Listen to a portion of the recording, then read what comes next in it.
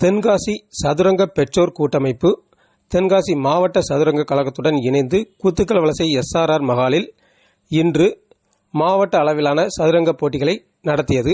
இதில் மாவட்டம் முழுவதும் இருந்து வந்திருந்த 200க்கும் மேற்பட்டவர்கள் கலந்து கொண்டனர். இதில் ஆண்கள் மற்றும் பெண்கள் தனித்தனி அணியாக விளையாடினர். இப்போட்டிக்கான ஏற்பாடுகளை தென்காசி சதுரங்க பெற்றோர் கூட்டமைப்பின் உறுப்பினர்கள் லக்ஷ்மி ராம் பிரசாத், வாசுகி மனோகர், சாந்தி கணேஷ், சந்திரமதி திருமலைக்குமார், சொர்ண வத்சலா பூங்கோதை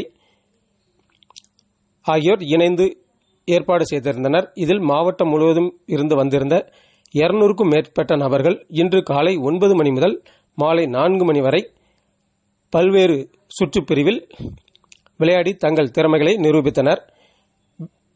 பின்னர் போட்டியில் வெற்றி பெற்றவர்களுக்கு பரிசுகள் வழங்கப்பட்டது.